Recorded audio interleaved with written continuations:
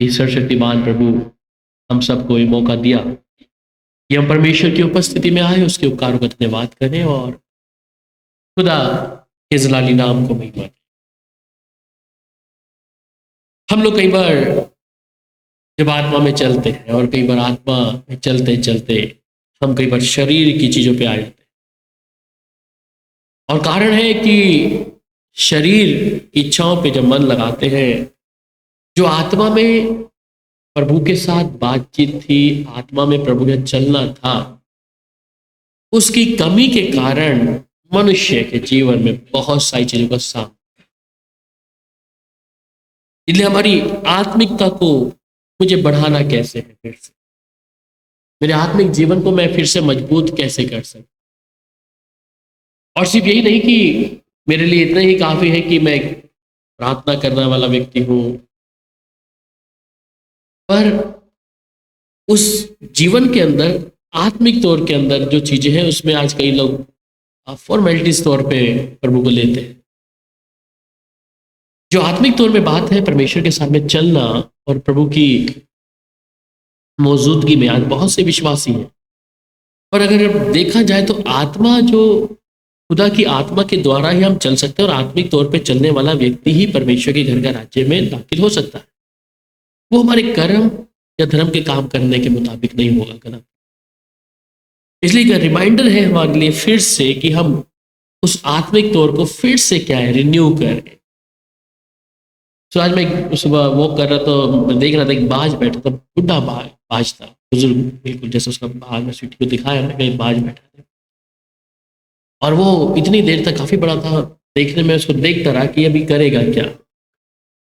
और उसके जो फर थे वो थोड़ा थोड़ा उनको तोड़ना शुरू किया। मैं ये चट्टान, ये जगह ढूंढ रहा है अभी, हालांकि प्लेन एरिया है यहाँ पर हमारे, पर वो कुछ खेतों के अंदर वो एक पोल के ऊपर बैठा था।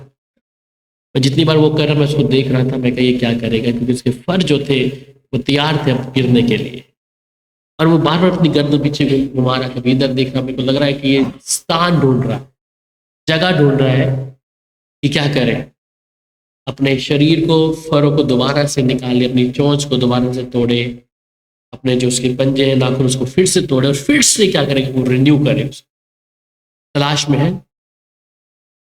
उसी प्रकार हमारा जीवन भी है। बाज के विषय में आप पहले समझा चुका हूं आपको कि बाज जो है, जब वो बुढ़ा होता है तो वो अपने आप को एक अलग जगह पे लेके जाता है। उसकी उड़ान इतने किलोमीटर ऊपर, 35,000 किलोमीटर पर, ऐसा कुछ उसकी उड़ान के बारे में बताते हैं कि इतनी ऊंचाई पे जाता है। और उस ऊंचाई पे जाने के बाद वो अपने आप, ये नहीं कि साथ में और बाजों को लेके जाता है, वो अकेला जाता है। बुजुर्गी की हालत में है, बुढ़ा हो गया है, और फिर वो बाज क्या करता है, ऐसी एक चट्टान ढूंढता है जिसमें दरार हो, उसमें रहता है। सबसे पहले वो अपने फर्श को क्या करता है, फाड़ना शुरू करता है, जो उसके पर है। फिर धीरे धीरे करके अपने जो नाखून है उनको तोड़ना, फिर आखिरी में जाके अपनी जो चोंच होता है उसको मार मार मार। और जब इस प्रक्रिया शुरू हो जाती है, उसमें वो दुखदाई है, दर्द है, पीड़ा है, और अकेलापन भी है। ये नहीं कि उसके साथ में काफिला है। हम चील कौवों को तो देखते हैं वो काफिले में चलते हैं, परंतु बाज एक ऐसा पक्षी है जो अकेला है, और अकेला है, अकेले ही रहते रहते क्या उसको ये दुख पीड़ा सहते हुए फिर से रिबिल्ड होना है। और फिर जब वो उस प्रक्रिया को पूरा करता है तो उसकी चोंच दोबारा आती है, उसके पर दोबारा आते हैं, वो फिर से नया ताजा हो जाता है। उसी प्रकार एक मनुष्य, एक विश्वासी के जीवन को ये बात निभाती जाननी, जब वो संसार में है और संसार में रहते हुए एक विश्वासी का जीवन जीते जीते कई बार हम लोग कई चीजों में क्या है, उस बाज के समान नजर आते हैं, मुरझाए हुए नजर आते हैं कई बार कि हम सामर्थ्य है, अभी हमारे अंदर कुछ नहीं। पर उस दुखदाई जीवन के साथ साथ चलते चलते, परमेश्वर के साथ चलते हैं, जब परमेश्वर चल रहे हैं, पर जैसा आत्मिक तौर में चलना है वैसे ना चलने के कारण क्या है, बहुत सारी परेशानियों का सामना करना पड़ता है। और जब अब इस बात को दोबारा से रिबिल्ड करते हैं एक अंदरूनी तौर पर कि मुझे आत्मिक तौर में फिर से मजबूत होना, मुझे प्रभु के लिए फिर से काम करना है, फिर से प्रभु के लिए चढ़ना है। जो बपतिस्मा के समय मैंने जो जोश था प्रभु की सेवा करने के लिए, प्रभु के चलने के लिए, या एक विश्वासी के जीवन में कि मुझे प्रभु के लिए गवाह बनना है। और जब हम आत्मिक तौर पर कमजोर होना शुरू होते हैं, हमारे जीवन में बहुत सारी कमियों को हम लोग देखना शुरू करते हैं। सो कारण है कि हम कई बार उन बातों के विषय में चिंतित नहीं है जो आत्मा की बात है। और उन आत्मा की बातों में जब आप मजबूत होंगे अंदर से, तो आप फिजिकली तौर पर ऑटोमेटिक बाहर से भी मजबूत हो जाएंगे। सो इफिसियों की पत्री और 2 अध्याय और उसकी 14 और 15 आयत जिस प्रकार कहती है, क्योंकि वही हमारा मेल है जिसने दोनों को एक कर दिया और अलग करने वाली दीवार को जो बीच में थी ढा दिया, और अपने शरीर में बैर अर्थात में व्यवस्था जिसकी आज्ञाएं विधियों की रीति पर थी मिटा दिया, कि दोनों से अपने में से एक नया मनुष्य पैदा करके मेल कराते। इस बात को फिर से याद करें, क्योंकि वही हमारा मेल है। और ही इज और पीस, इंग्लिश में कहता है और ही इज और पीस, यहां पर मेल लिखा है, ठीक है, पर इंग्लिश में कहता है कि वो हमारा एक मेल है जिसने दोनों को एक कर लिया, और अलग करने वाली जो दीवार जो थी बीच में से ढा दिया। एक विश्वासी के लिए जरूरी है कि मेरे और आपके बीच में कई बार ऐसी दीवारें जो हमें परमेश्वर की मौजूदगी से अलग कर देती है। परमेश्वर के साथ चलने के लिए कई बातें हैं जो हमें अलग करती हैं। संसारिक स्वभाव हो सकता है, संसारिक बोलचाल हो सकता है, हमारे जीवन की परेशानियां हो सकती हैं, कुछ भी ऐसी बातें हैं जो हमें कई बार अलग करने की कोशिश करती है। और यीशु ही जिसने उस दीवार को क्या किया, ढा दिया, और अपने शरीर में बैर अर्थात में व्यवस्था जिसकी आज्ञा विधियों की रीति पर थी मिटा दी, कि दोनों से अपने में एक नया मनुष्य उत्पन्न करके मेल करा दे। सो एक नया मनुष्य हमारे अंदर रखकर परमेश्वर के साथ क्या करा दिया, मेल करा दिया। अगर ये नया मनुष्य मेरे अंदर आपके अंदर हो ही ना, तो हम परमेश्वर के साथ चल कैसे सकते? क्या 2 जन एक साथ सहमति जता पाएंगे? तो इसलिए उस परमेश्वर ने मेरे अंदर आपके अंदर वो चीज को रखा। रिबिल्ड, दोबारा से अपने आप को रिबिल्ड करने का मतलब क्या है कि मैं गिर गया था, चाहे गुनाह में, पाप में, चिंता में, समस्याओं में, या किसी ऐसी परेशानियों में जो मेरे इर्द गिर्द 24 घंटे क्या है बनी रहती है। परंतु परमेश्वर का आत्मा जो नया मनुष्य मेरे अंदर और आपके अंदर रख दिया है, उसने प्रभु के साथ मेरा मेल जोल करा दिया।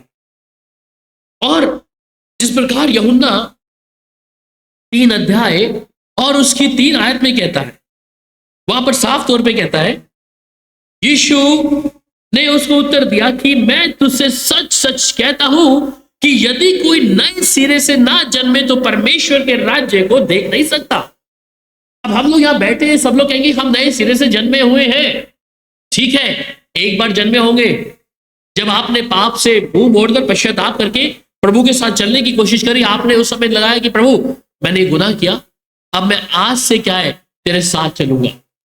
और आज की स्थिति को आप अपने भली भांति देखें, क्या आप अभी भी उस नए सिरे से जन्मे हुए हैं? कितने लोग एग्री हैं इस चीज के साथ में? यहां यीशु ने कहा कि मैं तुझसे सच कहता हूं कि यदि कोई नए सिरे से ना जन्मे तो परमेश्वर के राज्य को नहीं देख सकता। तो आपके पास कितने लोगों के पास ये अनुभव है कि आप नए सिरे से जन्मे हुए? कितने लोग कह सकते हैं कि मैं नए सिरे से जन्मा हूं? कई बार गिरे नहीं, कई बार गिरते हैं, कई बार उठते हैं, कई बार गिरते हैं। एक मनुष्य का स्वभाव है, इसलिए मनुष्य आत्मिक तौर पे कई बार गिरा हुआ है। कई स्थितियों में कोई सिद्ध नहीं है। वचन कहता है कोई धर्मी नहीं है और एक भी धर्मी नहीं। इसलिए जरूरत क्या है, मुझे अपनी आत्मिकता की जो अंदर चीजें हैं उसे दिन प्रतिदिन क्या है देखते रहना है। मुझे आत्मिक तौर पे अपने अंदर क्या है, देखना है कि मेरे अंदर क्या कमी घटी आ रही है, मैं किधर गिर रहा हूं। क्या मैं नए सिरे से जन्मा हुआ व्यक्ति आज भी वैसा ही हूं जिस दिन बपतिस्मा लिया था, या आज भी मेरा स्वभाव वैसा ही है? तो मैं आपसे पूछता हूं, जब बपतिस्मा लिया था क्या आज वाला स्वभाव और उस वाले स्वभाव में कुछ अंतर है, या वही स्वभाव है? जब बपतिस्मा आपने बोला मैं प्रभु संसार के लिए मृत हो गया हूं, मैं अपनी आत्मा प्राण शरीर के लिए प्रभु मृत हो गया हूं, मैं उस पाप के लिए मृत हो गया हूं। कितने लोग सहमत हैं चीज से? क्या है आप मृत संसार के लिए, अपने शरीर के लिए, या फिर उस पाप के लिए? तो आप कैसे कह सकते हैं कि हम नए सिरे से जन्मे? एक समय था कि नए सिरे से जन्मे थे, परंतु मैंने अपने विश्वास की रखवाली नहीं करी, मैंने अपनी चौकसी नहीं करी, इसलिए गिर गया मैं पाप में या ऐसी स्थिति में, और फिर से मुझे नए सिरे से पैदा होने का सौभाग्य दोबारा नहीं मिला। ये मनुष्य का स्वभाव है, आप इससे भाग नहीं सकते, कोई सिद्ध नहीं है। इसलिए प्रैक्टिस जो है ये मुझे हर दिन क्या है, जांचना है अपने आप। मैं अपने आप को हर दिन, क्योंकि अगर कोई नए सिरे से जन्मेगा नहीं तब तक परमेश्वर के राज्य को देख नहीं सकता। हम कैसे कह सकते हैं कि हम गुनाह नहीं करते? कितने लोग हम कहेंगे कि हम गुनाह नहीं करते? कोई है जो कह सकता है इस बात के विषय में कि प्रभु भाई मैंने आज तक कोई पाप नहीं किया, अच्छा किया भी होगा तो अब नहीं करता? हाँ? हम सब यहां बैठे हैं, ऐसा ही स्वभाव हमारे अंदर, कोई सिद्ध नहीं है। इसलिए कलाम आज मेरे से और आपसे फिर से इसी बात को कह रहा है कि बिगिन इन द स्पिरिट, मुझे फिर आत्मा में शुरुआत करने की आवश्यकता है। और आत्मा में शुरुआत ना करने के कारण है हम बहुत सारी परेशानियों से घिर जाते हैं, तकलीफों से घिर जाते हैं। इसलिए कलाम कहता है कि जिसे वो पुत्र बना उसकी ताड़ना भी करता है, उसके सोटे लाठी मारने से प्रभु कई बार क्या करता है, हमें सुधारता भी। हालांकि वो लाठी थोड़ा हमें दुखदाई लगेगा, परंतु वो हमारे लिए बेहतर है, क्योंकि उससे मेरी परमेश्वर के राज्य में जाने के लिए क्या है, जगह तैयार हो रही है। सो हमारा परमेश्वर के साथ में चलने के साथ में क्या है, मेरा नए सिरे से जन्म लेना मेरा आवश्यक है, और मुझे इसकी प्रैक्टिस हर दिन करनी है। मैं ऐसी स्थिति में ना गिर जाऊं, मैं ऐसे पाप में ना गिर जाऊं, मैं परमेश्वर के विरुद्ध में ना चला जाऊं, क्योंकि अगर मैं नए सिरे से जन्मा हूं तो मैं परमेश्वर के राज्य को देखूंगा।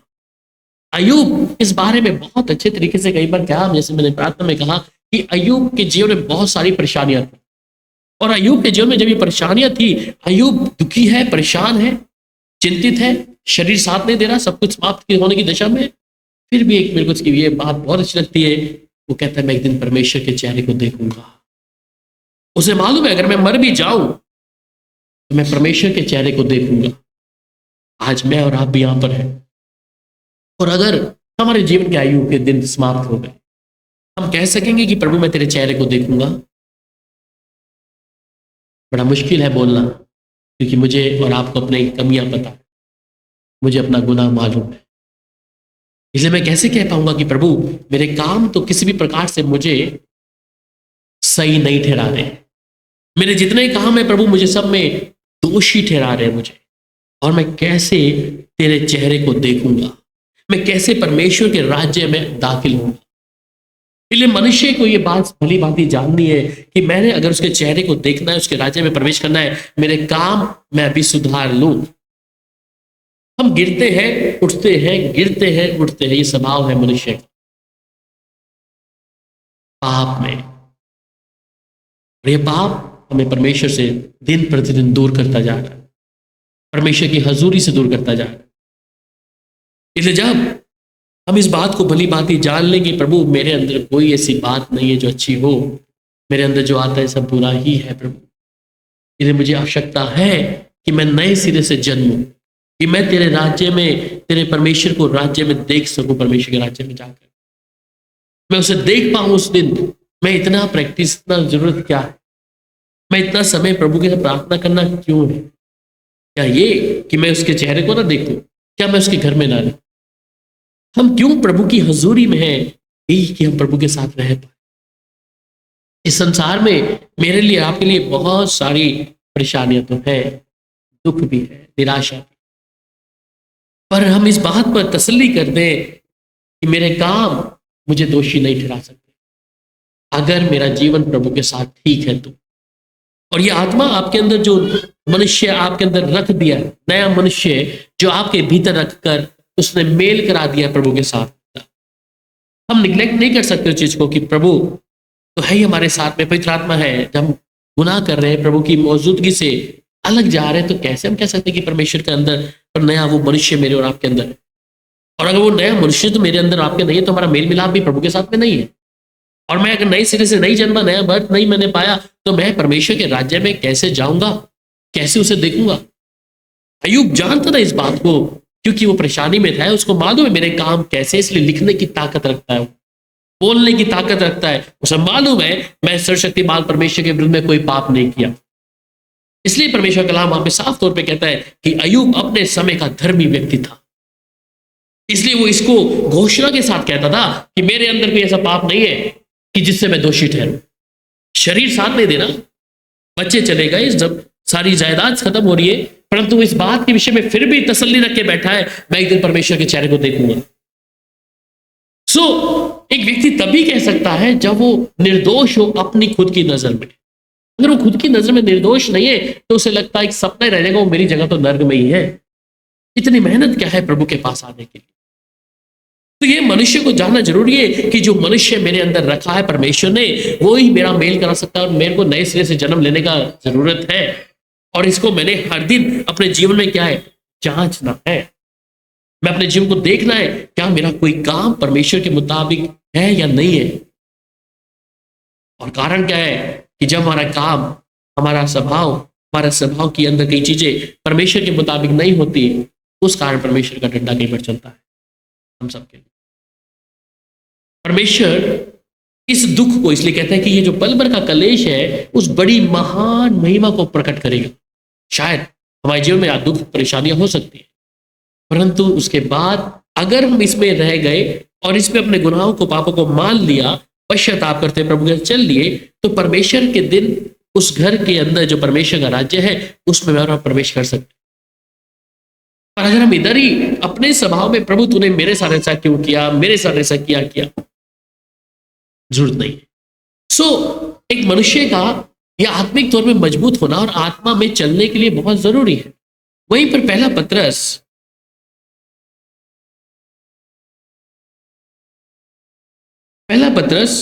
और उसका 1 अध्याय और उसकी 23 आयत में साफ तौर पे कहता है, क्योंकि तुमने नाशवान नहीं पर अविनाशी बीज से परमेश्वर के जीवते और सदा ठहरने वाले वचन के द्वारा नया जन्म पाया। तुमने नाशवान नहीं परंतु अविनाशी बीज के द्वारा, being born again not of the corruptible seed but incorruptible by the word of the God which liveth and abide forever। तुमने नाशवान नहीं परंतु अविनाशी बीज के से परमेश्वर के जीवते और सदा ठहरने वाले वचन के द्वारा नया जन्म पाया। तो जब ये नया जन्म पाया है मैंने, वो नाशवान नहीं है, वो नाशवान वाले से नहीं पाया, परंतु अविनाशी बीज से जो परमेश्वर के जीवते और सदा ठहरने वाला है। अविनाशी मतलब जो कभी नाश नहीं होगा। नाशवान तो एक समय है कि हाँ ये इतना समय है, इसलिए लोग मरते जीते, पता नहीं कौन कहां जाएगा मरने के बाद में। पर अगर मैं यीशु में हूं और वो परमेश्वर का नया मनुष्य मेरे अंदर रखा है, तो अवश्य है कि अगर मैं मर भी जाऊंगा तो मैं उस अविनाशी जगह में जो परमेश्वर ने मेरे लिए तैयार करी है, मैं एक दिन जाकर उसके रूबरू खड़ा होऊंगा प्रभु के सामने, जब तक जीवित है। इसलिए मेरे को अपने आत्मा में चलने के लिए क्या है, आवश्यक है प्रभु के वचन को मानना, प्रभु के साथ चलना। मैं उसकी आत्मिक तौर पे ध्यान लगाऊं, मैं उसके वचन में निरंतर अपने आत्मा में उसकी आत्मा की तौर पे बढ़ता चला जाऊं परमेश्वर के साथ में, क्योंकि मैंने उसी के वचन के द्वारा नया जन्म पाया। हम नए जन्म के बारे में कई बार बात किया, we are newborn in Christ. हम कई बार बोलते हैं कि मैं आई एम न्यू बॉर्न। तो न्यू बॉर्न है क्या, नया जन्म है क्या? नया जन्म है क्या? अनुभव है किसी के पास नए जन्म का? कितने लोगों के पास अनुभव है नए जन्म का? नया जन्म का अनुभव क्या है, कोई बता सकता है? क्या होता है नया जन्म?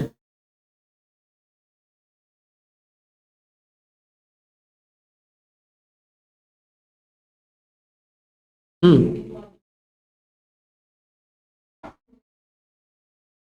हम्म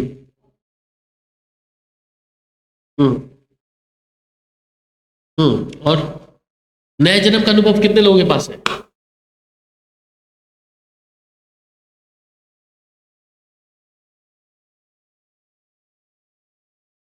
क्या अनुभव है?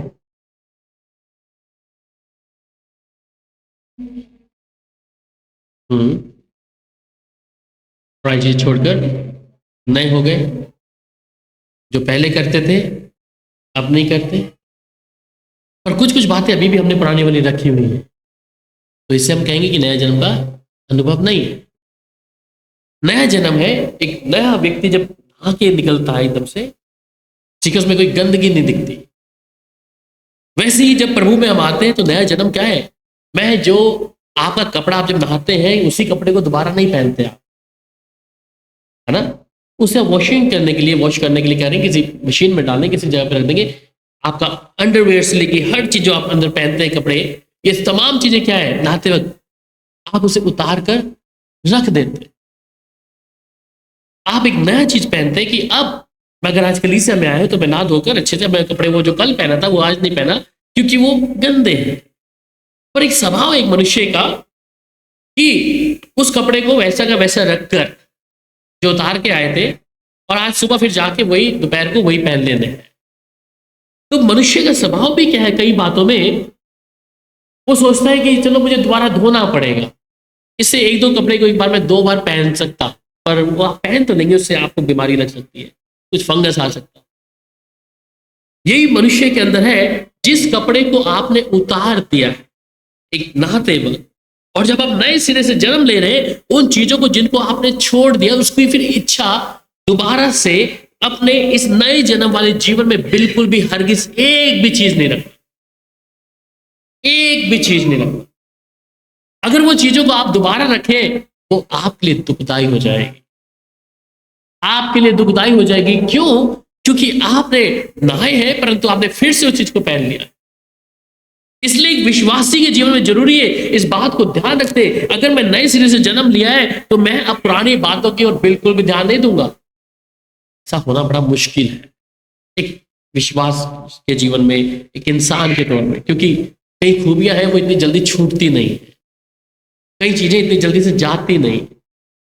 पर एक इंग्लिश में प्रोवर्ब है, practice make a man perfect, कि जब आप किसी चीज की शुरुआत करते हैं, कुछ ऐसी प्रैक्टिस को आप बोलते हैं, प्रैक्टिस को इंग्लिश में क्या हिंदी कहते हैं, है तैयारी करते हैं, तो practice make a man perfect, जब आप उसकी तैयारी करते हैं किसी चीज की करने के लिए, धीरे धीरे वो हो सकता है आपका पाप जिसे हम कई बार छोड़ नहीं सकते, आपका स्वभाव जिसे हम छोड़ नहीं सकते, आपकी कमजोरियां जिसे हम छोड़ नहीं सकते। बपतिस्मा लिया है परंतु फिर भी क्या है, थोड़ा थोड़ा करके, थोड़ा थोड़ा करके वो दिन प्रतिदिन हमारे अंदर आता रहेगा, आता रहेगा। इसलिए ये चीज ध्यान दे, पाप एकदम से नहीं आता, पाप एकदम से नहीं आता, पाप थोड़ा थोड़ा कर करके क्या है हमारे अंदर काम, क्योंकि वो इसलिए नहीं आता क्योंकि आप नए सिरे से जन्म लिए हुए हैं, यीशु आपके अंदर है। पर यीशु की अहमियत या पवित्र आत्मा की अहमियत को हम जब घटाना शुरू करते हैं, वो थोड़ा सा, यीशु के पास जब 3 बार परीक्षा हुई तो उसने हल्की सी तौर पे कहा, अगर तू परमेश्वर का पुत्र है तो इन पत्थरों को बोला रोटी बन जाए, हल्का सा था एक। और शायद यीशु मसीह वहां पर तो जोश में कहते हैं कि चलो रोटी बन जाए, यीशु ने ऐसा, मतलब वहां देखिए सहमति नहीं जताई उसने। अगर यीशु मसीह उसको दिखाने के लिए सहमति जता देते, ठीक है पत्थर ही तो है और ये भी देख लेगा जरा मैं हूं क्या नहीं, मेरे को बताने की आवश्यकता नहीं है, तो रोटी बन जाता, पत्थर कहने से हो जाता, कोई बड़ी बात नहीं। क्योंकि जो यीशु मसीह जिन मछलियों को, रोटियों को इतना हजारों 5000 लोगों में खिला सकता है, तो ये छोटे जो पत्थर है इनको रोटी नहीं बना सकता था, कर सकता है। पर यीशु मसीह ने वहां सहमति नहीं जताई। हम क्या करते हैं, हम सहमति जताते हैं कई चीजों में, पाप में भी कोई नहीं थोड़ा सा है कर लेते, किसी को बुरा बुरा कहना है, कोई नहीं थोड़ा सा है, किसी की बुराई थोड़ी सी है, सहमति जता दी, आपके मुंह से शब्द निकल गए, वो थोड़ा थोड़ा करके क्या है, एक दिन समा आएगा, पूरा का पूरा जीवन अस्त व्यस्त हो जाएगा। आपका आत्मिक जीवन शून्य क्या बिल्कुल समाप्त हो जाएगा। यीशु वहां नजर नहीं आए। इसलिए मेरे स्वभाव में अगर मैं नए सिरे से जन्म लिया है, मेरे लिए बहुत आवश्यकता है। आज लोग सिर्फ विश्वासी बन के रह रहे हैं, अच्छी बात है, पर विश्वासी अपने अंदर की चौकसी करना मैं और आप भूलते जा रहे हैं। ये सच्चाई है। विश्वासियों की हालत ऐसी है कि अंदर की चौकसी करना भूल गए हैं। बाहरी तौर पे चौकसी कर रहे हैं, प्रार्थना कर लिया, धन्यवाद प्रभु, पर अंदर की जो चौकसी है वो एक पास्टर नहीं करेगा, कोई आपका भाई या बहन नहीं करेगा, पति पत्नी नहीं करेगी, आपको स्वयं करना।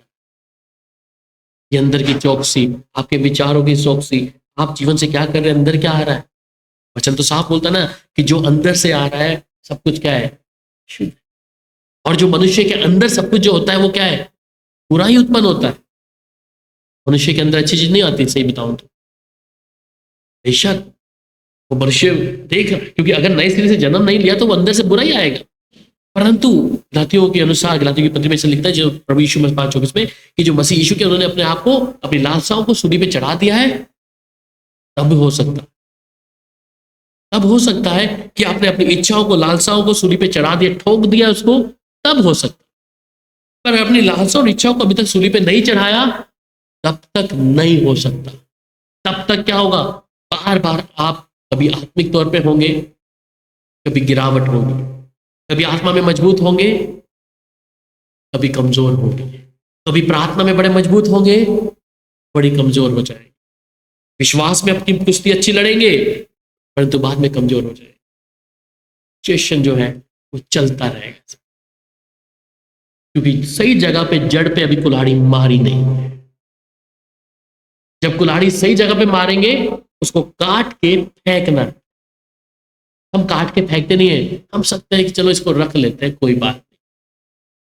स्वभाव ही है मनुष्य के बीच में रहना है, जैसे दिखते हैं वैसा ठीक है, जैसा खाते पीते हैं ठीक है।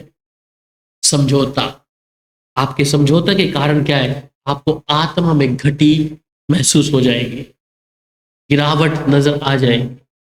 तो इसलिए आपका नए सिरे से जन्म लेना बेहद जरूरी है। वहीं पर दूसरी बात में जब पहला कुरिन्थियों 15 अध्याय और उसकी 45 आयत को पढ़ते हैं, फर्स्ट कुरिन्थियन चैप्टर 15 वर्स 45,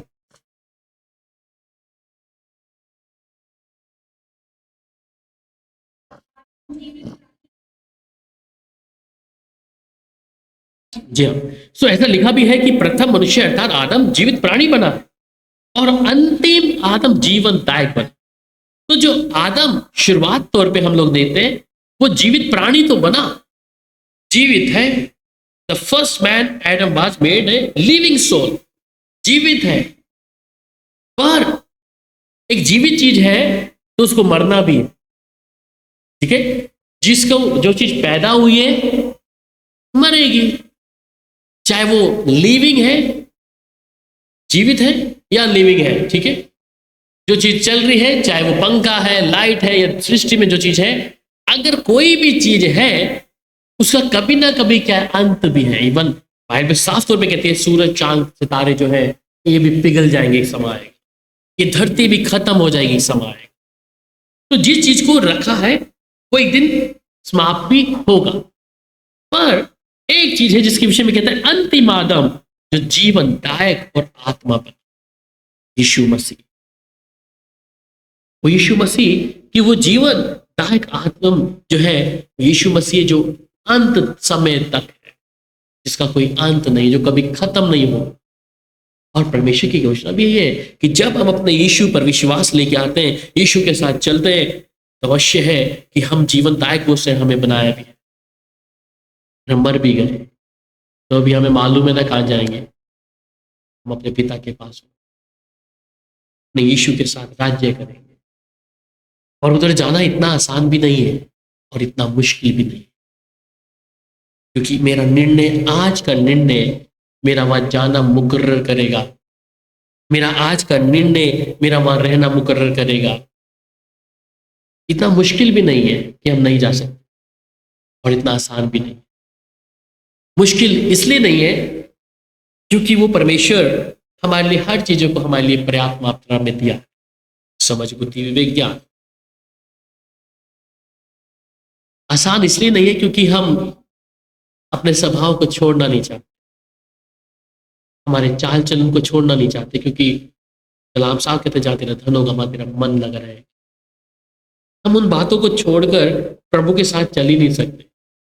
और बहुत से लोग हैं जो कोशिश करते हैं कि प्रभु के साथ चले, परंतु चल नहीं पाते, क्योंकि वो उनकी जो जड़ है, वो जो खूंटी है वहां पे लगी हुई है कहीं ना कहीं, वो वहां से निकालना नहीं चाहते। इस कारण जिस दिन वो खूंटी वहां से निकल गई और आपने प्रभु को अपना लक्ष्य मान लिया, कोई भी प्रभु के राज्य में जाने से वंचित नहीं कर सकता। आप परमेश्वर के राज्य में प्रवेश करेंगे।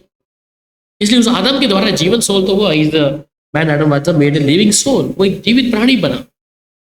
परंतु यीशु मसीह जीवन दायक है, और यीशु मसीह के बपतिस्म को मैंने लिया है और आपने लिया, उसकी देह को मैंने पहना है। और जब उसकी देह को पहना है तो परमेश्वर की इच्छा रखते हैं कि मनुष्य जो है यीशु के समान हो। तो इसलिए मेरा अवश्य है कि मैं पिता की आज्ञा के अनुसार चलूं। मैं आत्मा में शुरुआत करके आत्मिक तौर पे ही बना रहा। वहां पे फिर वो क्या कहते हैं, उत्पत्ति 2 अध्याय, उत्पत्ति की किताब 2 अध्याय और उसके 7 में कहता है, और यहोवा ने आदम को भूमि की मिट्टी से रचा और उसके नथनों में जीवन का श्वास फूंक दिया और आदम जीवित प्राणी बन गया। तो यहां देखते हैं आदम जीवित प्राणी तो बना, परंतु क्या है, आगे हम देखते हैं कि आदम को एक गलती से निकाला भी गया। उसकी एक गलती के कारण क्या है, आदम निकाला गया। एक प्राणी है सिर्फ, परंतु यीशु मसीह जिस पर मैं और आप विश्वास करते हैं, उसने मुझे और आपको परमेश्वर के राज्य में मेल करा कर रख लिया। उसने मुझे और आपको अपने पास रखकर परमेश्वर के साथ मेल जोल करा कर क्या है, अपना कर लिया, उसने निकाला। हमारे गुनाह करने के बाद भी परमेश्वर कभी भी मुझे और आपको तुच्छ नहीं ठहराता, मौका देता। पवित्र आत्मा जिसने कहा एक मनुष्य हमारे अंदर क्या कर दिया, रख कर हमारे साथ मेल करा दिया। वो पवित्र आत्मा मेरा और आपको प्रभु की हजूरी में ले जाता है, कहता है ये गलती है प्रभु, मैं अपनी मानता हूं प्रभु। ये पवित्र आत्मा ही कायल करता है मुझे और आपको, क्योंकि परमेश्वर की योजना ये नहीं कि मनुष्य को नाश कर दे, ये परमेश्वर की योजना नहीं है, दूसरी योजना। इसलिए वचन साफ तौर पे कहता है कि शत्रु जो है, फाड़ खाने वाला क्या करता है, मारने आता है, घात करने आता है, हत्या करने आता है, चोरी करने आता है। चोरी आपके विश्वास की घात करेगा, आपको समाप्त करेगा, क्योंकि वो किसी ना किसी प्रकार से नहीं चाहता कि परमेश्वर की हजूरी में मैं और आप आए। इसलिए हमारा अवश्य है कि हम उस गलती को जो आदम ने किया वहां पर, वो हम दोबारा ना दोहराएं, क्योंकि जिस यीशु की देह को मैंने पहना है वो देह गुनाह नहीं करती, वो देह परमेश्वर के विरुद्ध में नहीं जाती। और कलाम साफ तौर पे कहता है कि पवित्र आत्मा को तुम शोकित मत करो। इफिसियों की पत्री 4 अध्याय और उसकी 30 आयत में जब लिखता है, इफिसियों की पत्री 4 अध्याय उसकी 30 आयत,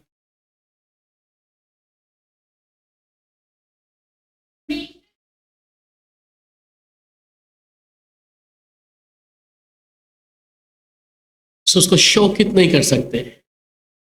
पवित्र आत्मा शोकित कैसे करते हैं हम लोग मालूम है, कैसे करते हैं, पाप।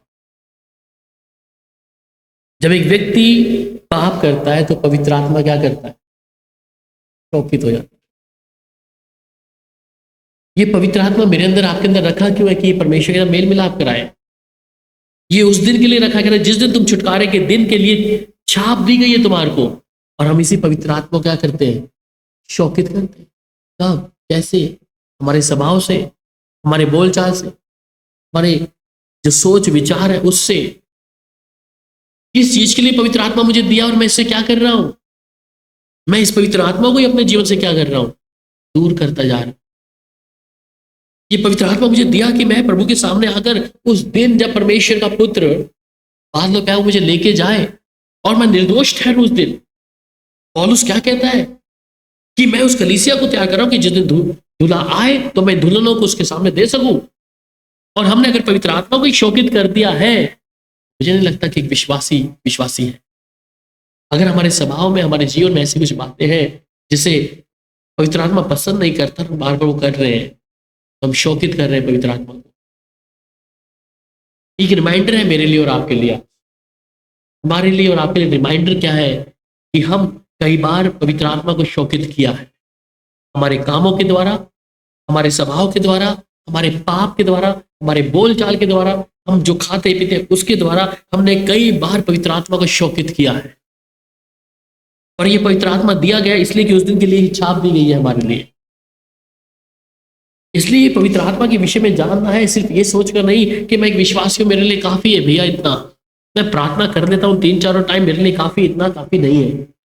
हम भारी तौर पर, हम पिछले दिनों में बात कर रहे थे कि जो प्रायश्चित करने के लिए सिर्फ भारी तौर पर एक बछड़ा या मेढ़ा चढ़ाकर क्या है, शरीर के पाप की माफी के लिए याजक के सामने भेंट चढ़ाते हैं कि ये बलि चढ़ा दो इसको, तो वो किसी फायदे का नहीं है। बात है परमेश्वर के घर में जाने के लिए। और अगर ये पवित्र आत्मा को मैंने और आपने शौकित कर दिया है तो मैं और आप परमेश्वर के चेहरे को कैसे देखेंगे, मैं और आप परमेश्वर के घर में कैसे रहेंगे? अगर पवित्र आत्मा शौकित कर दिया है मेरे स्वभाव के कारण, मेरे पाप के कारण, मेरे जीवन के ऐसी किसी कारण जो परमेश्वर को पसंद नहीं है और मैंने ऐसा किया है, पर अगर सही समय पर उसके बारे में आपने अपने आप को परमेश्वर की हजूरी में रखते हुए अपने उसको जांच लिया या उसकी पहचान हो गई, सही समय पे अगर आपको पता लग गया, तो उसका रिएक्शन क्या? एकदम से अपने गुनाहों को मान लेना, अपने पापों को उसी समय माने, प्रभु मैं स्वर्ग के परमेश्वर के विरुद्ध पाप किया। बाइबल में जिक्र आता है उन 2 बेटों के विषय में, और एक बेटा कहता है कि मेरी धन संपत्ति क्या है, तू मुझे दे पिता, मैंने नहीं रहना तेरे साथ, मेरा जो जीवन का हिस्सा है उसे क्या कर, मुझे दे दे।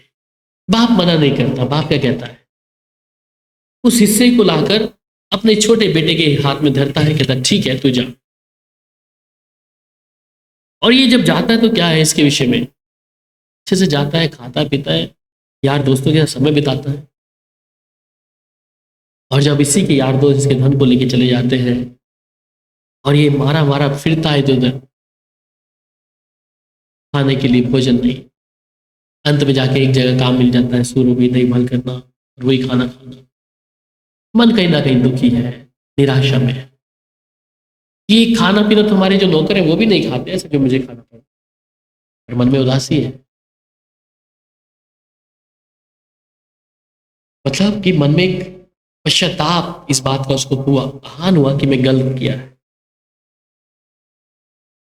और मैं सोचता हूं कि जब तक अगर ये पश्चाताप हमारे अंदर नहीं होता तब तक हम सोचते हैं कि शायद ऐसा हो भी नहीं सकता। ये लड़का वापस आता है, ये सोचता हुआ कि शायद पिता मुझे ग्रहण करेगा या नहीं करेगा। बाप की नजरें हमेशा गेट पे ही है, दरवाजे पे, शायद आ जाए, शायद आ जाए। पिता की नजरें दरवाजे पे जाती है तो बेटा आ रही है। उससे एक सवाल नहीं पूछा गया कि तूने तो अपना हक लेकर चला गया था, क्या करने आया इधर, क्यों आया इधर? में कहीं नहीं लिखा कि ऐसा शब्द उसने कहा। वहां लिखा है कि उसने अपने उस बेटे को गले से लगा दिया। हम अपने अंदर कई सारी कमजोरियों को देखते हैं, गुनाहों को, पाप को देखते हैं। हम कई बार सोचते हैं कि शायद प्रभु मेरे को इस बात के मैं प्रभु के सामने कैसे जाऊंगा। मैंने पिछले दिनों में भी कहा कि जब तक आपका आत्मा अंदर से इस बात के विषय में आपको तैयार कर रहा है कि हाँ मुझे पिता से माफी मांगना चाहिए मेरे गुनाहों को देखते हुए, तब तक पवित्र आत्मा काम कर रहा है। और जिस दिन आपको अपने पापों के विषय में बिल्कुल भी ये मालूम नहीं हो रहा कि ओ मैंने कोई गुनाह नहीं किया, मुझे कोई गिल्टी महसूस नहीं हो रही कि मैंने पाप किया है, तो समझ लें पवित्र आत्मा शौकित होकर चला गया है। फिर आप जितनी मर्जी साव की तरह प्रार्थना कर लो, कोई फायदा नहीं। ये व्यक्ति और उसका पिता जब देखते हैं उसने पिता ने उसके एक भी बातों को नहीं दोहराया कि तू अपना धन लेके चला गया, परंतु ने सिर्फ वो बोला कि इसको नए वस्त्र दो, इसके लिए नई अंगूठी और नया बछड़ा इसके लिए काटो। उसी समान परमेश्वर भी मेरे और आपके साथ ऐसा नहीं करता कि आप पाप में है तो आपको स्वीकार नहीं करेगा। पर अगर आप का जो पश्चाताप का तरीका है कि प्रभु मैंने तेरे विरुद्ध पाप किया है, मैं अपनी गलती स्वयं खुद ही मान लेता, हो सकता है प्रभु दया, इसलिए मैं और आप जीवित हैं। नहीं तो हमारे गुनाहों के पापों के कारण हम जीवित नहीं बचते। प्रभु ने हम पर दया करी है कि हम अपने पापों का माफी मांगे प्रभु के सामने। जिस लक्ष्य से हम लोग इधर उधर हो गए हैं, उस लक्ष्य पे वापस और आत्मा की आवाज को निरंतर हम क्या करें, सुनते चले जाए। वहां पर कुलूसियों की पत्री 3 अध्याय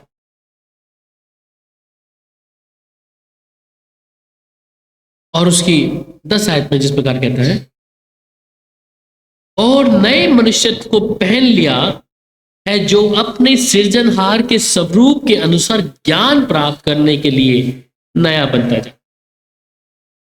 सो जब हम एक नए सिरे से जनकर और परमेश्वर में चलते हैं और अपने गुनाहों का अंगीकार करके, तब हम क्या करते हैं, एक नए मनुष्यत्व को पहनते हैं। और नया मनुष्य इसलिए पहनते हैं कि जो भी मेरे अंदर दुनियावी चीजें थी, दुनियावी जो पाप था, मैं प्रभु उसके लिए मर गया। मैं इस पुराने वस्त्रों को दोबारा नहीं पहन।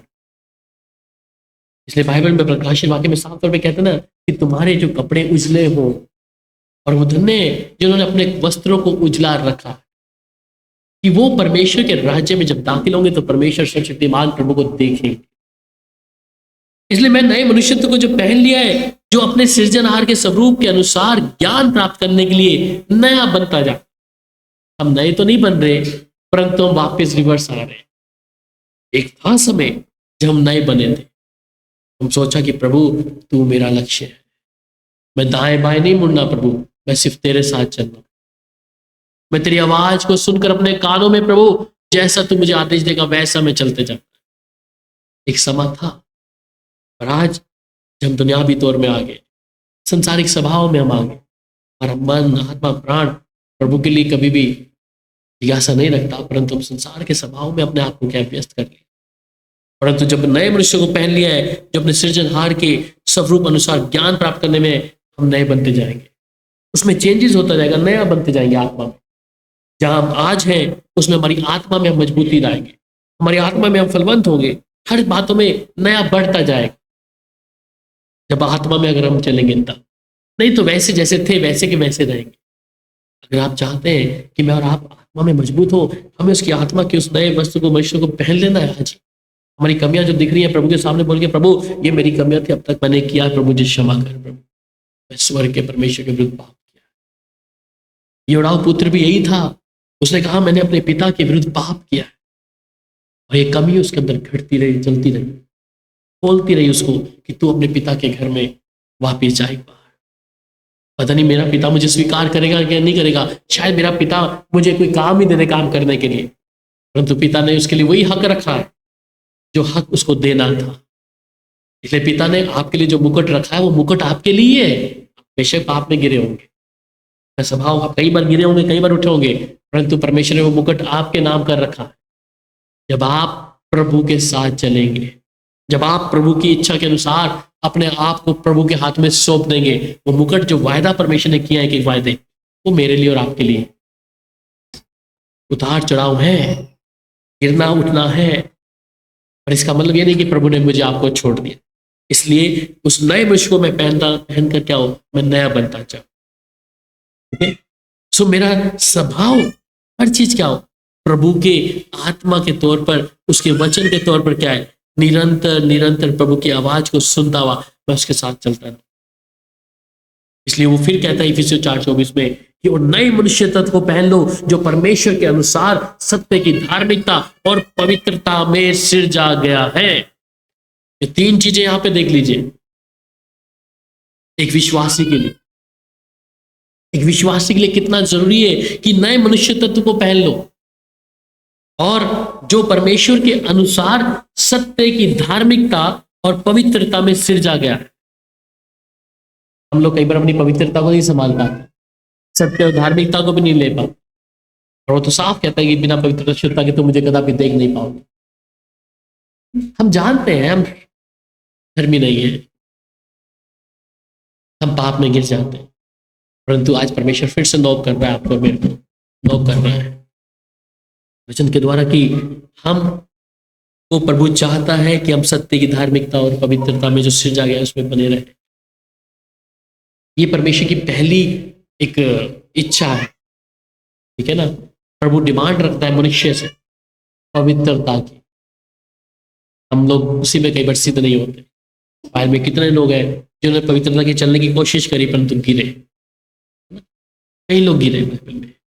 पर इसका मतलब ये नहीं कि अगर हम गिर गए तो उठेंगे नहीं। जो गिरेगा नहीं वो उठेगा कैसे, है ना। जो किसी ऐसी गलती करेगा नहीं जब तक उसको समझ कैसे। जब मैं छोटा था तो अक्सर हमारी एक आंटी थी, उनके घर में एक छत थी और छत के अंदर ये प्लग होते थे। तो मैं उस समय ईशान जितना था शायद, मैं कहा ये बिजली होती ही क्या है, ये पंखा कैसे चलता है, ये लाइट भी इसके अंदर प्लग देते हैं, चलता कैसे। तो एक दिन ऊपर कोई था नहीं छत पे, मैंने उंगलियां डाल दी दोनों और तब मुझे अच्छे से पता लगा कि ये है इसमें का अनुभव नहीं था। ठीक है, तो मैं सोचता था ये चलता कैसे है सब कुछ, इसमें तो तार डाली बल्ब इधर है, ये कैसे चलता है। और छत पे कोई ना ही था, मैं अकेला ही जाके रात को जैसे उधर सोए तो मैं अगले दिन सुबह जाके देख क्या, मैं देखता हूँ कोई नहीं है, क्या होता क्या है। मैं दोनों उंगलियां डाल और जैसे दोनों उंगलियां करके प्लग किया वो शॉर्ट किया तब सब, मैं समझ गया, अंदर से चीख निकली मेरी। ये उसी समान कई बार हमारे जीवन में कई चीजें होना जरूरी है, कई चीजें, चाहे वो पाप या कुछ भी। उन चीजें हम समझ पाते हैं कि हाँ ये चीजें हैं, कई बार परमेश्वर अलाउ करता है हमें, पर इसका मतलब ये नहीं कि हम उन चीजों का समझौता कर लें, है ना। चाहे अगर आप सिगरेट पीते हैं, बीड़ी पीते हैं या दारू पीते हैं, बियर पीते हैं, जरूरी नहीं कि आप तो पिए, उसको जरूरी नहीं है। आपके पास कई सारे अनुभव हो गए लोगों के। अगर मैं पीता था तो मैं लोगों को बता सकता हूँ भैया तुम मत पीना, तुम ऐसा मत करना, है ना। अब नए जो लड़के बैठे हैं आप लोग बोलेंगे कि भैया ने पीती तो हम भी ज़रा टेस्ट कर, भैया ने बोला हर चीज़ टेस्ट करना चाहिए, जरूरी नहीं है। मुझे कोई समझाने वाला, अनुभव देने वाला नहीं था, ठीक है। तो हम कई बातों को दूसरे के अनुभव के अनुसार सुनकर उन्हें छोड़ते हैं। सो इसलिए कई बातों को परमेश्वर कोशिश करता है कि हम उन चीजों में गिरे, और जब तक हम उन चीजों में नहीं जाएंगे तब तक हमें पता नहीं लगेगा, क्योंकि कोई सिद्ध नहीं। तो इसलिए एक विश्वासी के लिए जरूरी है, और हम लोग अनुभवी लोग हैं, हम लोग जानते हैं चाहे पाप में गिरे हैं, किसी न स्वभाव में गिरे हैं, और हमारे अंदर जो आत्मा है वो हमें फिर बार बार नॉक करते रहता है।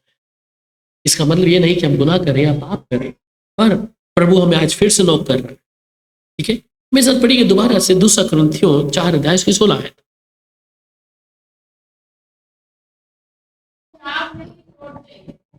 यदि हमारा बाहरी मनुष्य नष्ट होता जाता है तो भी हमारी भीतरी मनुष्य दिन प्रतिदिन नया होता जाता है। हाँ, अब ये बहुत खास बात है, इसलिए हम हियाव नहीं छोड़े, है ना। हमें कौन क्या कह रहा है, हमें डॉक्टर्स का क्या कह रहा है, ये चिंताएं मेरे चारों तरफ गिरी पड़ी है, मेरे भविष्य में तरक्की क्यों नहीं पा रहा, मेरे जीवन में ऐसी बात क्यों नहीं हो रही जो दूसरे के जीवन में है, मेरे साथ ऐसा क्यों है जैसे वो कर रहे हैं। क्या कह रहा है, इसलिए हम हियाव नहीं छोड़े। इंग्लिश में कहता है फॉर विच कॉज वी फेंट नॉट, तो हम हियाव ना छोड़े किसी भी बात के लिए। क्यों, यद्यपि हमारा भारी मनुष्य नाश भी हो रहा है, ये आपकी देह नाश भी हो रही है। हाँ, ये देह नाश हो रही है, डोंट वरी, क्योंकि ये तो मिट्टी है, और जब तक है प्रभु का काम करना है। यद्यपि हमारी मनुष्य तत्व नाश भी होता जाता है, तो भी हमारा भीतरी मनुष्य तत्व दिन प्रतिदिन क्या होगा, नया होता जाएगा। इट्स इंपॉर्टेंट, ये बहुत महत्वपूर्ण है, और यही चीज मुझे क्या करेगी, यही चीज मुझे परमेश्वर के राज्य में लेके जाएगी। मैं अगर भारी तौर से मेरा शरीर ठीक नहीं है, मेरा जिस्म ठीक नहीं है, हाँ, तो ये मेरे लिए इंपॉर्टेंट नहीं है। मेरे लिए इंपॉर्टेंट यह है कि जो मेरा मनुष्य तत्व है, मैं अपने विश्वास में क्या मजबूत रहूं, मैं अपने ईमान में मजबूत रहूं कि मेरा परमेश्वर जो मेरे लिए, हाँ ये चीजें हमें रोक सकती है, कई चीजों के लिए थोड़ा कमजोर कर सकती है, परंतु मेरा लक्ष्य ये नहीं है, मेरा लक्ष्य सिर्फ यीशु मसीह है। तो जब यीशु मसीह लक्ष्य है, तो चाहे मेरे जीवन के अंदर, शरीर के अंदर जो कुछ हो रहा है, धन्यवाद करें प्रभु का, पर मैं उस भीतरी मनुष्य के लिए दिन प्रतिदिन क्या होता जाऊं, नया होता जाऊं। क्या आशा है उस परमेश्वर के राज्य में जाने के लिए, जिस पर अय्यूब कहता है, जो शरीर दुर्बलताओं में, परेशानी में, कि मैं एक दिन परमेश्वर के चेहरे को देखूंगा, मैं परमेश्वर के चेहरे को देखूंगा। मेरे जिसमें बीमारियां कुछ भी काम कर रही हैं, परंतु एक दिन मैं प्रभु के राज्य में जाऊंगा। क्यों जाऊंगा, अगर मैं भारी तौर से, शरीर तौर पर ठीक नहीं हूं तो भी, पर मैं अगर आत्मा में परमेश्वर के साथ अपने आप को पवित्र शुद्धता रखता हुआ, सत्य की धार्मिकता को रखता हुआ प्रभु के साथ में, तो मुझे मानो मुझे कुछ हो भी जाए तो मैं इस दिन उसके साथ रहूंगा, जिसकी मैं योजना बनाया था, जिसकी मैं कोशिश कर रहा था प्रभु के साथ में चलने के लिए, जिसके साथ मेरी इच्छा थी कि मैं प्रभु को आमने सामने देखूं, वो मेरा कार्य पूरा है। ठीक है, तो इसलिए हम यहाँ नहीं छोड़ते, यद्यपि हमारा भारी मनुष्य क्या हो, नाश भी हो जाए, परंतु जो भीतरी मनुष्य है दिन प्रतिदिन क्या हो, नया बनता जाए। इसलिए फिर वो रोमियो 7 अध्याय उसकी 13 आयत में साफ तौर पे फिर से क्या कह रहे हैं, पढ़िएगा। रोमियो 7 उसकी 13 है। तो क्या वह जो अच्छी थी मेरे लिए मृत्यु ठहरी? कदापि नहीं, परंतु पाप उस अच्छी वस्तु के द्वारा मेरे लिए मृत्यु का पैदा करने वाला हुआ, और उसका पाप होने प्रकट हो, और आज्ञा के द्वारा पाप बहुत ही पापमय ठहरे। जी हाँ, तो क्या वे जो अच्छी थी मेरे लिए मृत्यु ठहरी? कदापि नहीं, परंतु पाप उस अच्छी वस्तु के द्वारा मेरे लिए मृत्यु का उत्पन्न करने वाला हुआ। ठीक है, पाप क्या हुआ मेरे लिए? किसको करने के लिए? पाप उस अच्छी वस्तु के द्वारा मेरे लिए मृत्यु को उत्पन्न करने वाला हुआ, कि उसका पाप होना प्रकट हो, और आज्ञा के द्वारा पाप बहुत ही पाप में ठहरे। तो यहां पर साफ तौर पे क्या है कि अच्छा क्या है कि जो मृत्यु ठहरी हो, और कदापि नहीं, परंतु जो पाप है उस अच्छी वस्तु के द्वारा मेरे लिए मृत्यु पैदा। तो पाप आया तो मेरे लिए एक अच्छी वस्तु भी आई है। ठीक है, पाप आया तो एक अच्छी वस्तु क्या आई मेरे लिए? जीवनदायक यीशु मसीह, जीवनदायक यीशु मसीह।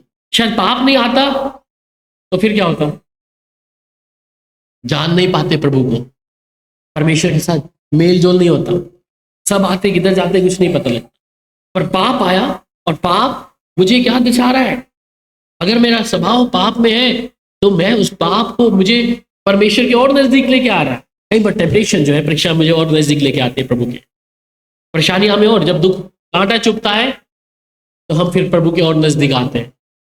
ठीक है, तो उसी प्रकार क्या है कि ऐसी स्थितियों को परमेश्वर कई बार अलाउ करता है, और वहां पर गलातियों 3:3 में फिर कहता है, क्या तुम निर्बुद्धि हो कि आत्मा में चलकर शरीर की रीति से इसका अंत करोगे? गलातियों 3:3।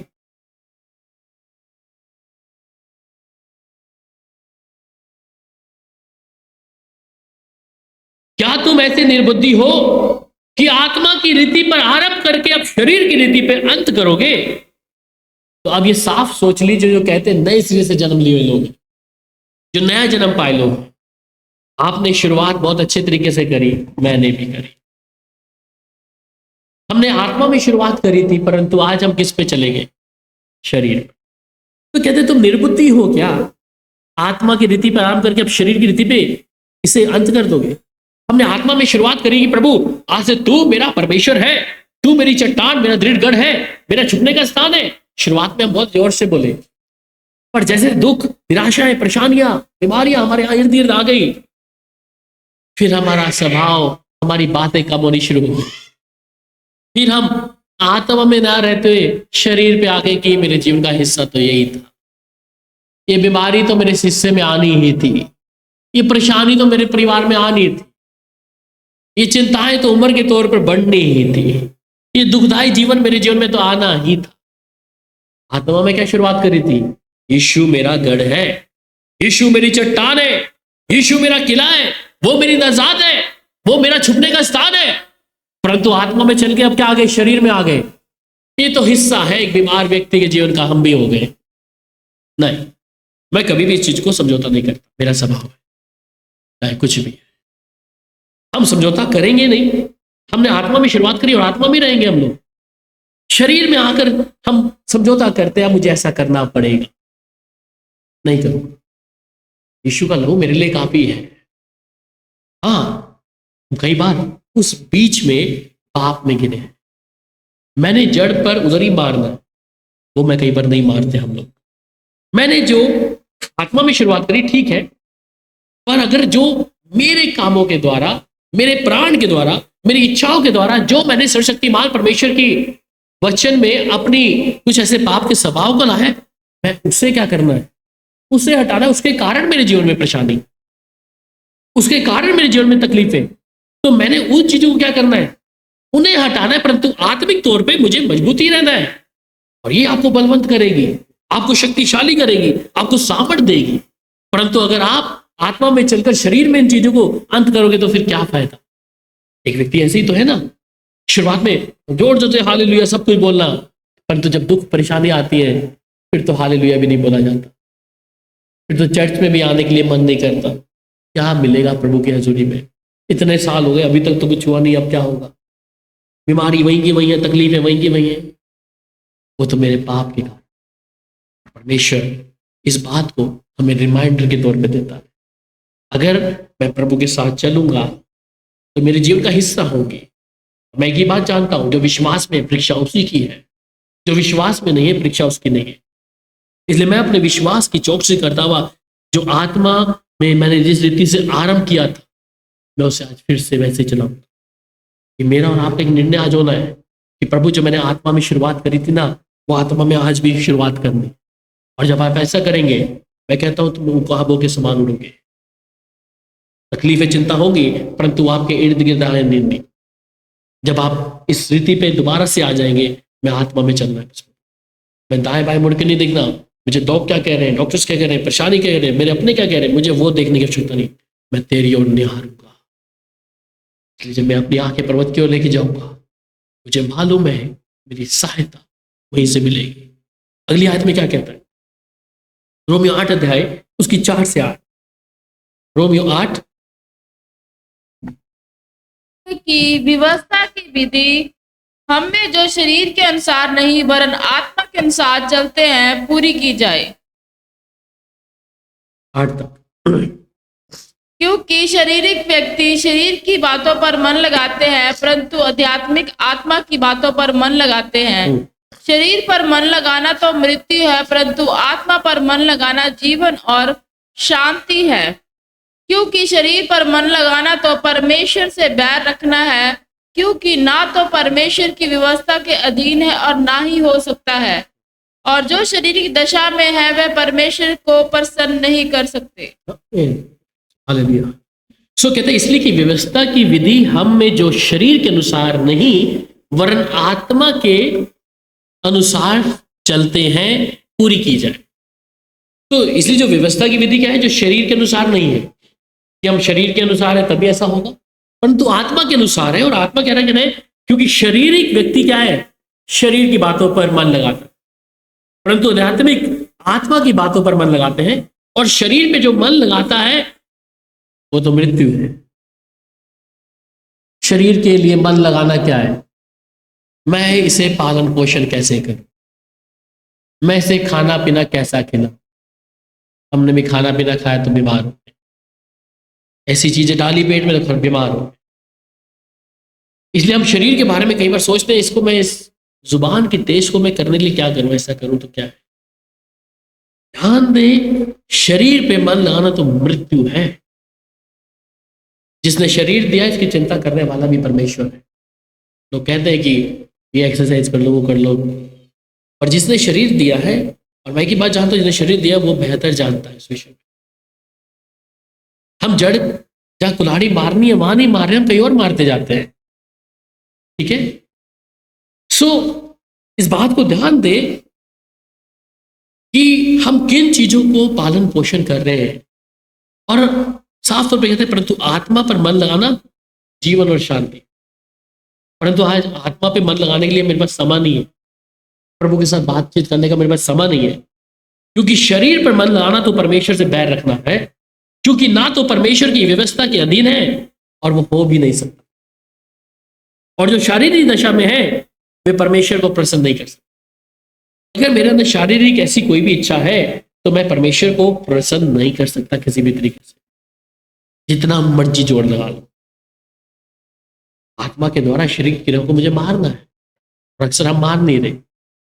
हम इस शरीर के बारे में बहुत सोचते हैं कई बार में ना, और इसीलिए हमें दुख देता है, परेशान करता है कि हम इसको कैसे रखेंगे, कैसे सजाएंगे, कैसे रखेंगे। और जब ये मृत्यु की घाट पे पहुंचता है फिर हम इसके बारे में कभी नहीं सोचते इसका पालन पोषण कैसे करें। बस एक 5 बाई 9 का डब्बा बॉक्स बनाकर उसके अंदर दफन कर देते हैं, और मिट्टी बनने में शरीर समा नहीं लेता। कुछ ही समय में जिस शरीर को हमने हंस खुश रखा था, इतना कुछ खिलाया था, सब कुछ किया था, कैसे कैसे वस्त्र पहनाकर इसको ओढ़ के रखा, परंतु मिट्टी में मिल गया, मिट्टी में मिल गया। इसलिए मनुष्य के लिए जरूरी है कि वो परमेश्वर के लोग जो है उसकी उस आत्मा की रीति के अनुसार चले। इसलिए शारीरिक व्यक्ति क्या हो, शरीर की बातों पे मन लगा लेगा, परंतु जो आध्यात्मिक आत्मा पाया हुआ है वो आध्यात्मिक बातों पे ध्यान लगाएगा, वो आत्मिक बातों में मन लगाएगा। इसलिए मेरे लिए आपके लिए आवश्यक क्या है कि मैं उस परमेश्वर के साथ चलूं, तो अवश्य है कि मैं उन बातों से दूर रहूं जो परमेश्वर पसंद नहीं करता। ठीक है, उसकी 9 आयत भी कहता है, परंतु जबकि परमेश्वर का आत्मा तुम में बसता है तो तुम शारीरिक दशा में नहीं परंतु आत्मिक दशा में हो। यदि किसी में मसीह का आत्मा नहीं तो उसका जन्म भी नहीं है। ये खास बात, ठीक है। परंतु जबकि परमेश्वर का आत्मा क्या है, तुम में बसता है। अगर तुम में बसता है तो तुम अब शारीरिक दशा में नहीं हो। इस शरीर के विषय में जिसके मैं और आप चिंता करते हैं, इसका पालन पोषण करते हैं, ये अब हम इसकी दशा में नहीं है।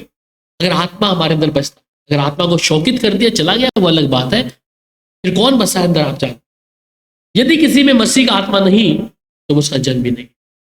इसलिए मुझे ये जांचना है, मुझे अपने आप को पहचानना है कि प्रभु तेरा आत्मा मेरे अंदर है कि नहीं, मैं जिससे तेरी बात को सुन सकूं प्रभु, तेरी आवाज को सुन सकूं प्रभु, अपने कानों में प्रभु तेरे राज्य में प्रभु जा सकूं। तो उसकी आत्मा मेरे अंदर होना आवश्यक है, और आत्मा जहां पर है परमेश्वर का वहां पर स्वतंत्रता। और ये आखिरी है इब्रानियों 4:12।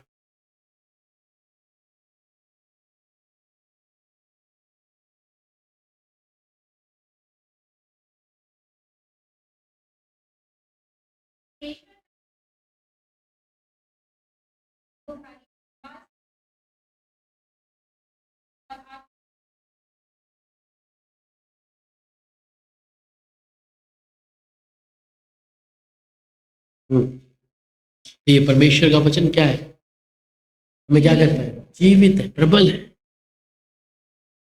और मांस मांस गुदे गुदे को क्या करता है। ये वचन ही है जो मेरे अंदर आत्मा में काम कर सकता है। ये वचन ही है जो वायदे परमेश्वर के इतने सारे खुदा के कलाम में हमें मिलते हैं, ये वचन ही काम कर सकता है। इसलिए एक आत्मा पाया हुआ व्यक्ति परमेश्वर की बातों पे मन लगा। हम जानते हैं बड़ा मुश्किल है कई बातों में, जब हम संसार में रहते हैं मुश्किल होता है कई बातों को बीच में रहते हुए, पर फिर भी अगर हम थोड़ा कोशिश करेंगे तो हम अपने स्वभाव को बदल सकते हैं। अगर हमने आत्मा हमारे अंदर बसता है, आत्मा अंदर काम करेगा, हम उसके चेहरे को भी अवश्य देखेंगे। अगर हमने आत्मा को शोकित कर दिया उस पाप से, हम प्रभु को प्रसन्न भी नहीं कर सकते। इसलिए आज हर एक व्यक्ति के लिए कि आत्मिक तौर में मुझे बढ़ना है। आइए प्रार्थना करते हैं। प्रभु